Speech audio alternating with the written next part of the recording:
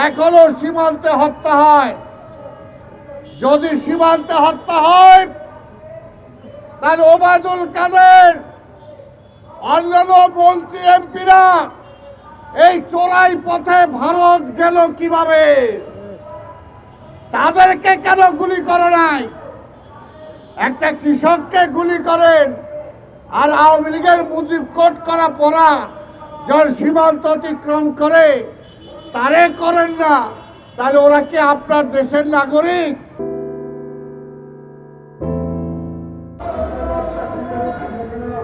এই বিক্ষোভ সমাবেশের সরকারি সভাপতি, রাজপথের আন্দোলনের নেতা রিপন, উপস্থিত আছেন আজকের প্রধান অতিথি সাবেক ছাত্রনেতা, সাবেক ডাকসু ভিপি,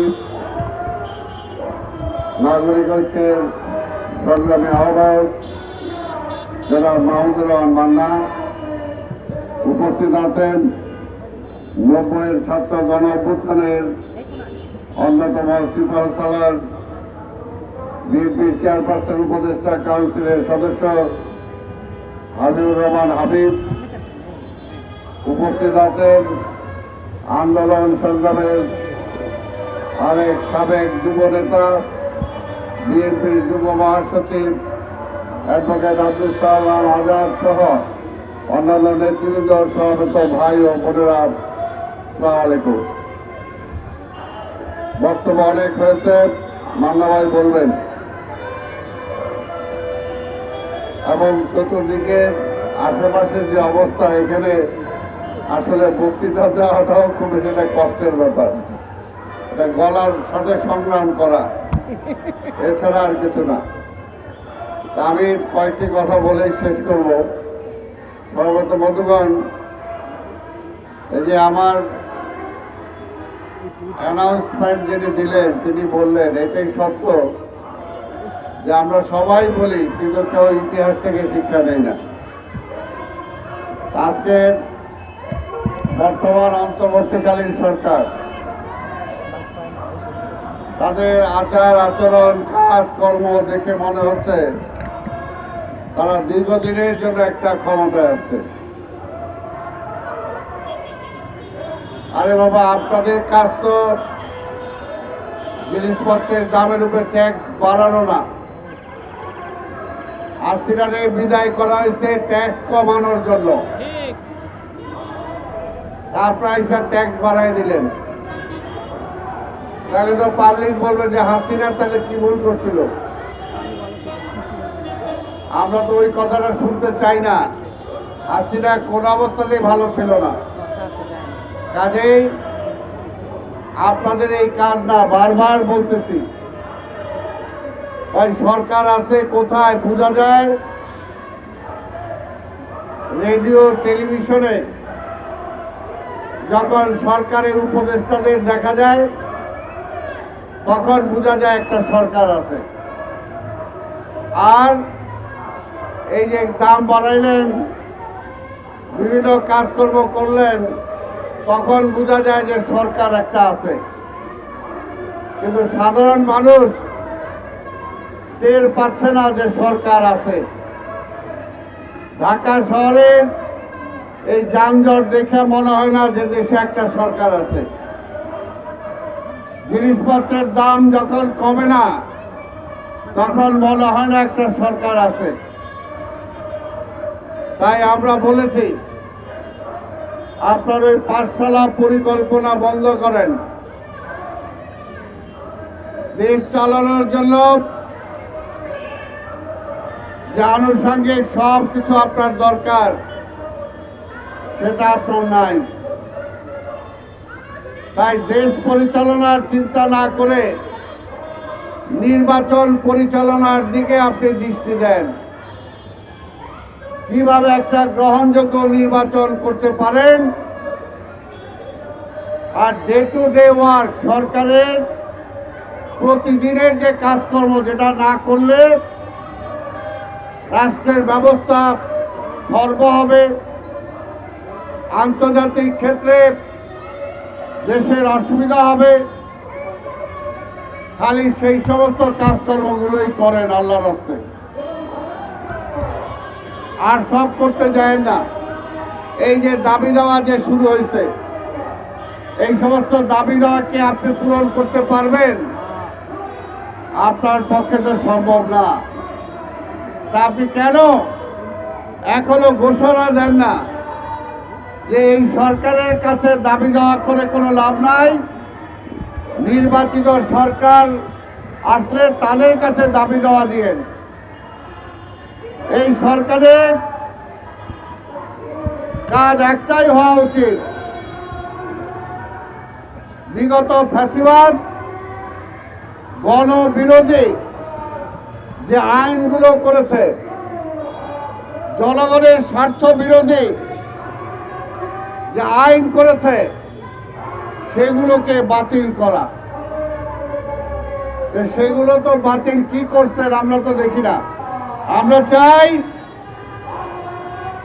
এই দেশের মানুষ 17 বছর ধরে এই আওয়ামী স্বৈরাচারের হাতে নিষ্পেষিত হয়েছে,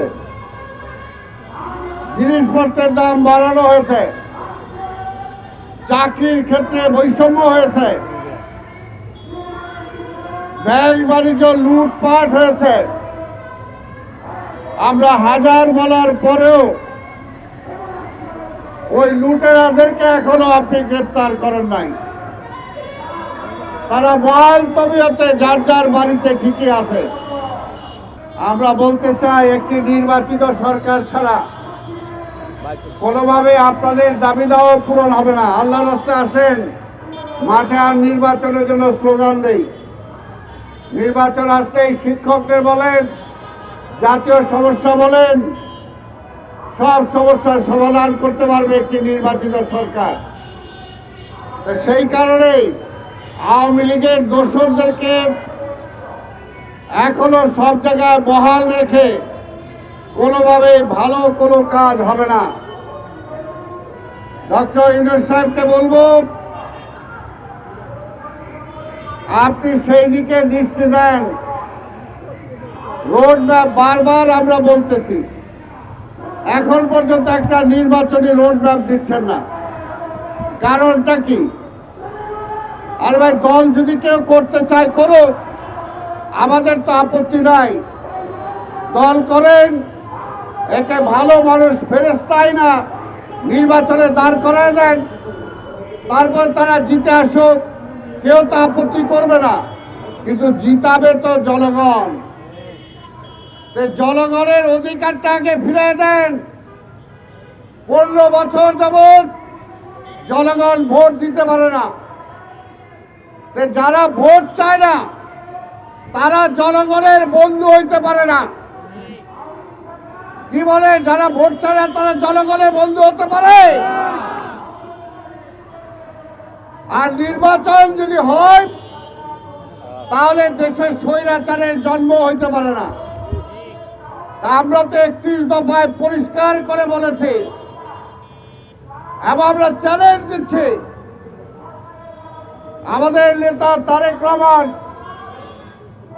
এবং জাতীয় নেতৃবৃন্দ যে 31 দফা দিয়েছে, সেটা যদি বাস্তবায়িত হয়, ভবিষ্যতে এই দেশে স্বৈরাচার জন্ম হওয়ার সম্ভাবনা নাই।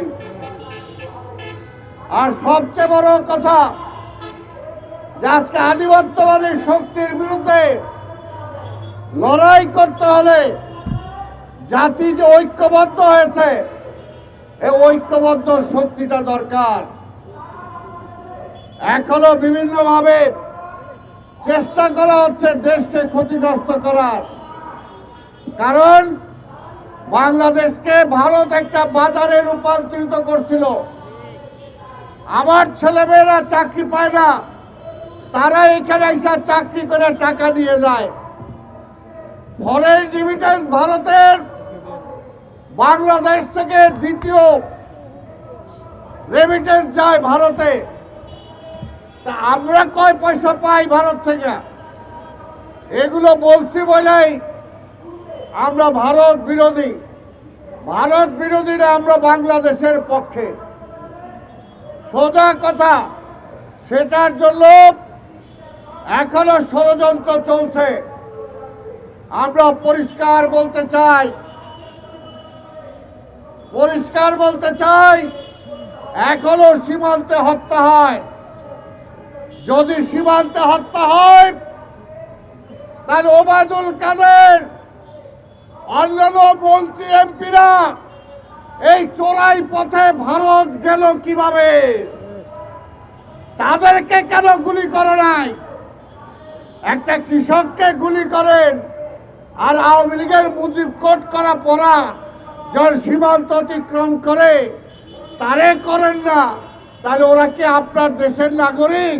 শেখ হাসিনার নাগরিকত্ব দেন, অসুবিধা নাই, কিন্তু যাই করেন বউয়ের মতো খাতির করেন।